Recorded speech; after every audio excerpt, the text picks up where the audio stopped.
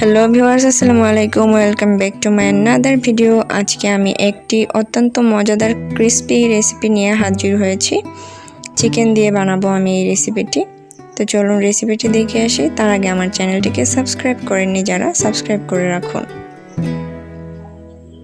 এই রেসিপিটি বানানোর জন্য আমি প্রথমেই একটি কড়াইয়ে তেল গরম করে নিচ্ছি। সামান্য পরিমাণ তেল দিয়েছি, এর মধ্যে আমি পেঁয়াজ কুচি দিয়ে দিচ্ছি।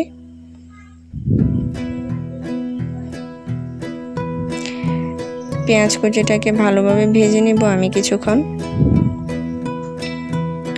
পেঁয়াজটা ভাজা হয়ে গেছে, এখন আমি এর মধ্যে হলুদ গুঁড়া দিয়ে দিচ্ছি।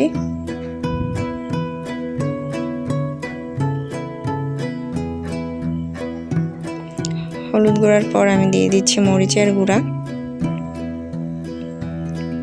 প্রথমে আমি এখানে চিকেনের পুর তৈরি করব, এরপর দিয়ে দিলাম ধনিয়ার গুঁড়া।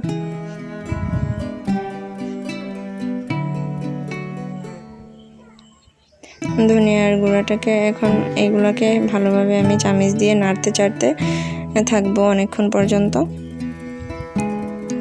যেন মশলাগুলোর কাঁচা গন্ধটা না থাকে। ভালোভাবে নেড়ে চেড়ে দিচ্ছি আমি খুবই কম তেল ব্যবহার করছি পুর বানানোতে, যেহেতু নাস্তাটা ভালো তেলে ভাজা হবে। এরপর আমি এখানে চিকেন কিমা দিয়ে দিচ্ছি। দিয়ে দিচ্ছি পরিমাণ মতো লবণ। এখন এটাকে আমি আবারও ভাজতে থাকবো।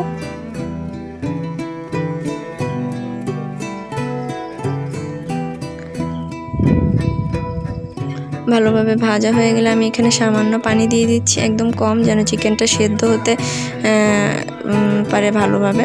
কারণ এইভাবে ভাজতে থাকলে চিকেনটা সেদ্ধ হতে খুবই বেশি সময় নিয়ে নেয়।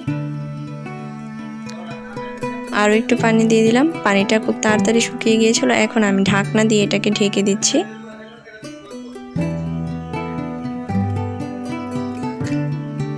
ঢাকনা দিয়ে ঢেকে দেওয়ার কিছুক্ষণ পর আমি ঢাকনাটিকে খুলবো। এখন আমার পুরটা রেডি হয়ে গেছে, আর একটু পানিটা শুকিয়ে আমি এই চিকেনের পুরটি নামিয়ে নিব।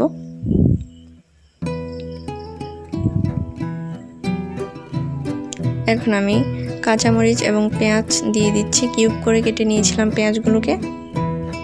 আমি আমার পুরটাকে নামিয়ে নিব। এরপর আমি চলে যাব রুটি তৈরিতে। ডো দিয়ে আমি রুটি তৈরি করে নিয়েছি। ডোগুলোকে আমি ভালোভাবে মথে নিয়েছি। এরপর রুটিটা তৈরি করে এর মধ্যে আমি সেই চিকেনের পুরটা দিয়ে দিচ্ছি।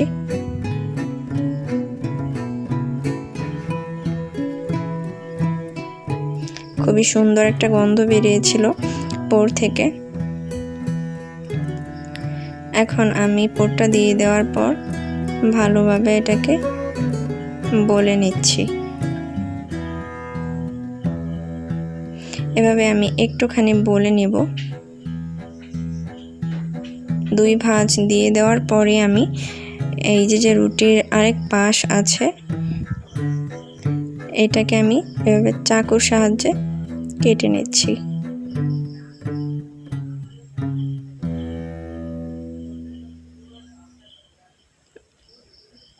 এভাবে বানালে এই নাস্তাটা দেখতেও অনেক আকর্ষণীয় হয়, এবং আকর্ষণীয় জিনিস খেতেও সুন্দর। যেটা দেখতে ভালো লাগে সেটা খেতেও ভালো লাগে। এখন আমি সুন্দর করে এইগুলোকে এই পাশ পর্যন্ত এসে লাগিয়ে দিব। দেখুন কতটা সুন্দর হয়েছে দেখতে, খেতেও এটা অসম্ভব মজার হয়। এভাবে করে আমি সবগুলোকে বানিয়ে নিচ্ছি। আমার এখানে 6টা নাস্তা হয়েছে ওই পুরটা দিয়ে। ভিউয়ার্স, আমার চ্যানেলের ভিডিও ভালো লাগলে অবশ্যই চ্যানেলটি সাবস্ক্রাইব করে দেবেন এবং বেল আইকনটি বাজিয়ে দেবেন। এখন আমি ওই নাস্তাগুলো ভাজার জন্য কড়াইয়ে তেল গরম করে নিলাম এবং সবগুলো নাস্তা দিয়ে দিচ্ছি।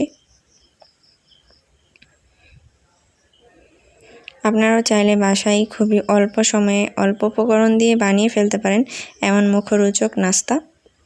এটা বিকালে চায়ের আড্ডায় এবং আপনার সকালের বাচ্চাদের টিফিন বক্সে দিতে পারেন। একটি নিত্য নতুন রেসিপি, যেটা বাচ্চারা খেতে খুবই পছন্দ করবে। আপনারা বাসায় ট্রাই করতে পারেন। আমি উল্টে পাল্টে এই নাস্তাটি ভেজে নেব এবং গরম গরম চায়ের সাথে পরিবেশন করব। আশা করি ভিডিওটি ভালো লেগেছে। আজকের মতো আমার ভিডিও এখানেই শেষ করছি। আল্লাহ হাফেজ।